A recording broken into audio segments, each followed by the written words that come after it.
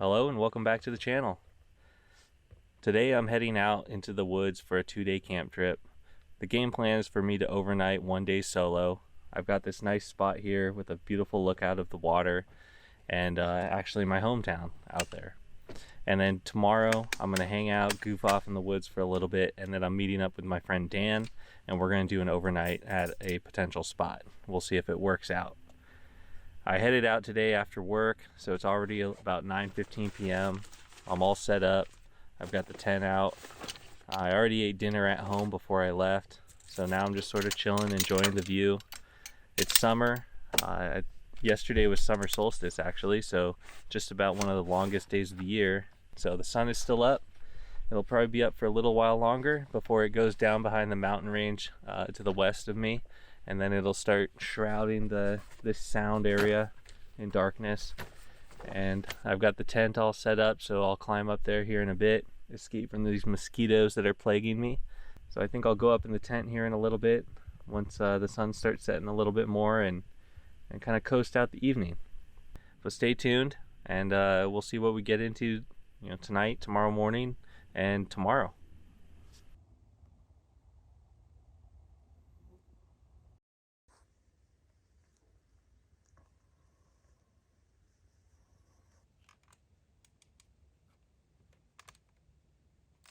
Well, good morning. It's a beautiful day. Couldn't have asked for a better night last night. I thought I might get a little cold, so I've got this camouflage sweater that my wife made on, and it turns out it wasn't really that cold, so it was probably in the 60s or 50s all night. It was plenty warm. I had the window open all night long, nice breeze coming through, and I could watch the sunrise. The sunrise was beautiful. So I've got the tent all packed up. I'm gonna go ahead and get changed out of this sweater and get into my real clothes, put my real shoes on, and I think I'll make a cup of coffee as you do. So let's get to it.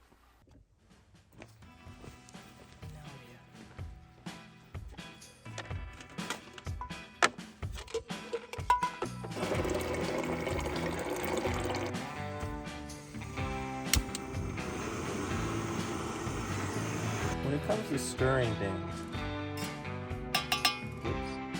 not very overlandy of me.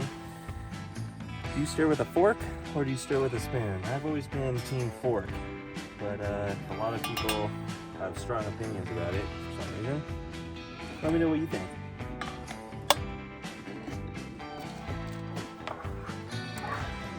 This heat back up.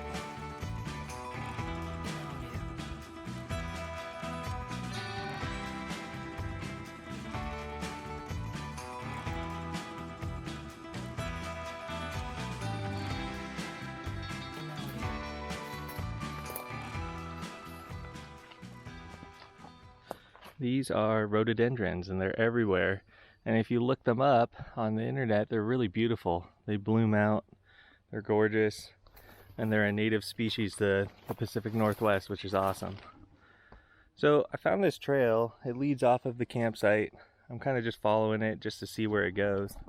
So far it just kind of is going off into the woods, which don't have a whole lot of undergrowth, so it makes for a nice kind of walk and look about. So I'm gonna keep going, see if I find anything cool. Wow, check this out. I'm continuing down this goat path here, and I didn't think there was gonna be anything back here, but I saw something off in the distance, and well, let me show you. Pretty cool. You can kind of see the remnants of the structure. I thought it was just a bunch of fallen logs. Let's go a little closer.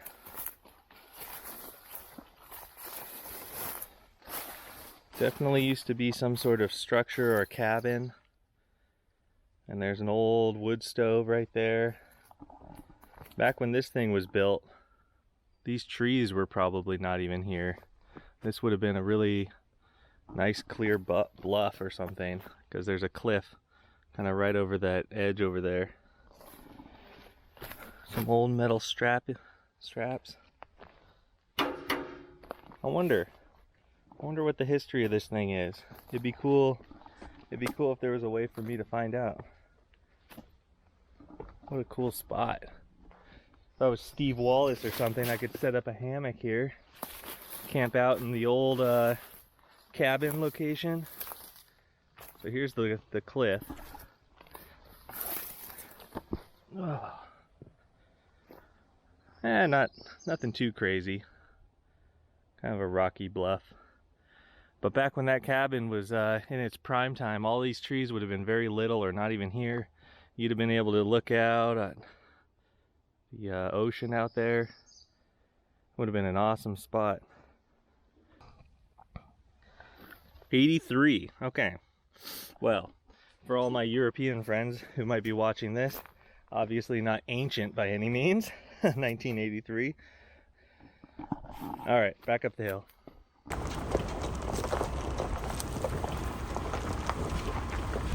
It's a lot less scratchy in the summer when all the bushes are covered in leaves. It's kind of nice. Cushions the blow.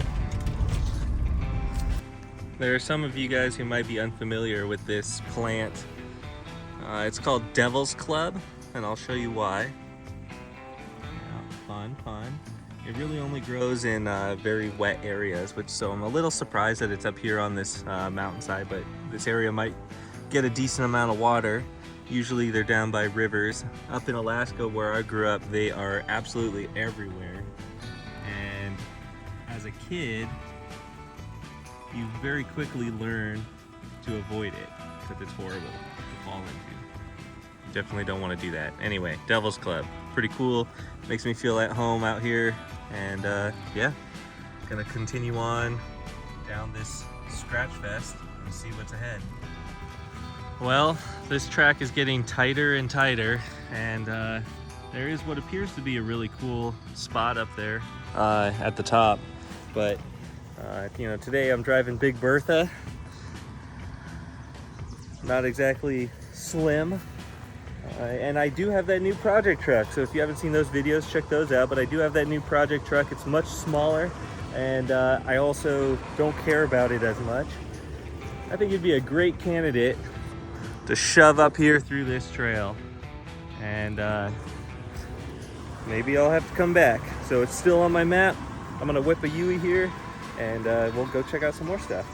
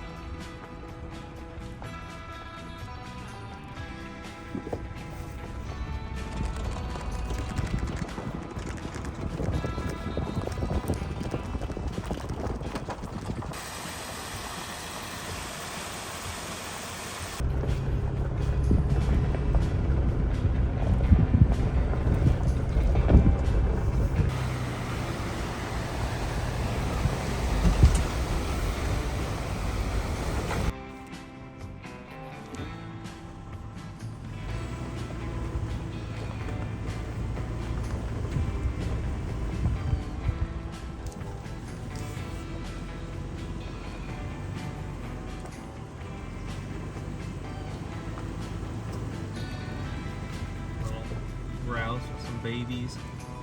I have to run them over.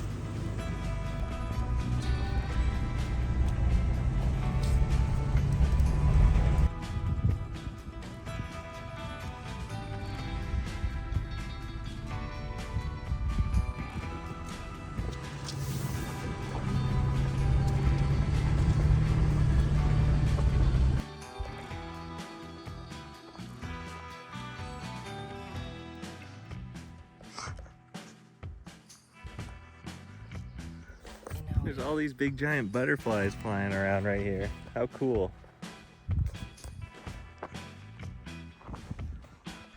I sure hope this is not a horsefly, because if so, that is the biggest horsefly I've ever seen.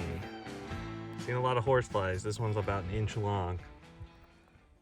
All right, boys and girls, I'm chuffed to say I made it. I'm just kind of stashed over here on the side, but the main kind of campsite is right here. Got a beautiful view of the mountains off in the distance. Absolutely gorgeous. And there's even this little hill right here that we can walk up.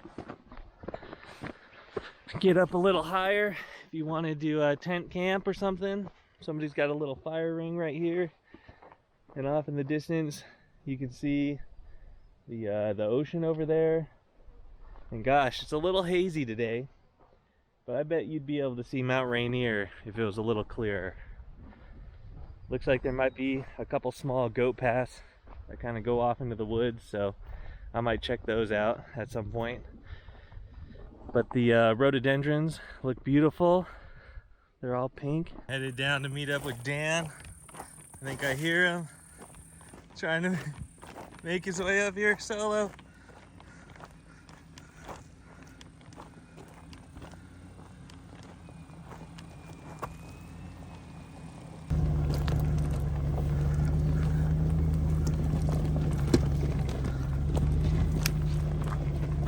No problem for the Tahoe. Easy.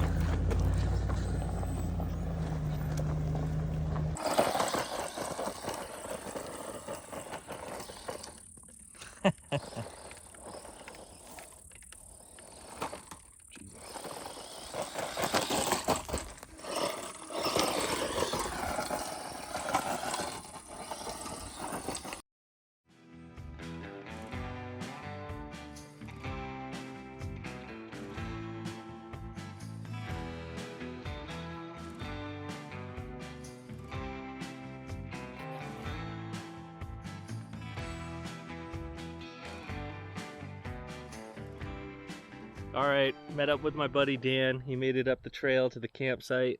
We're kind of set up. I'm sort of tentatively set up here. I think I'm gonna end up moving my vehicle once the sun starts setting, just to get out of the way here. But it's a pretty cool spot. Dan let me play with his drone and his remote control car. Pretty fun. Definitely something that I want to get one day. I think that'd be a lot of fun. But we're just chilling, hanging out. So catch you guys later.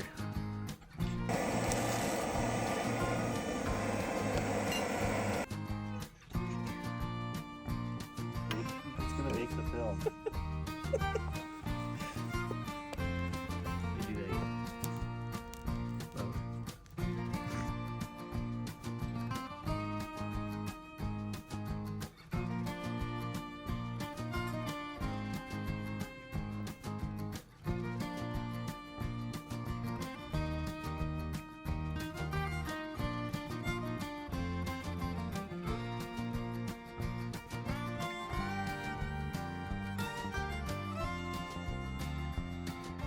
What a beautiful night out here. Me and Dan have just been hanging out by the campfire. I had a little bit of hot cocoa. I got the tent all set up. Beautiful sunset behind us. And I think we're gonna call it a night.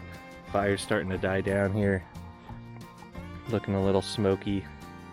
I thought this fire ring was kind of cool because somebody built a fire ring, had a fire, kept having fires, had to add more fire ring, and now it's almost like a fire ring mound.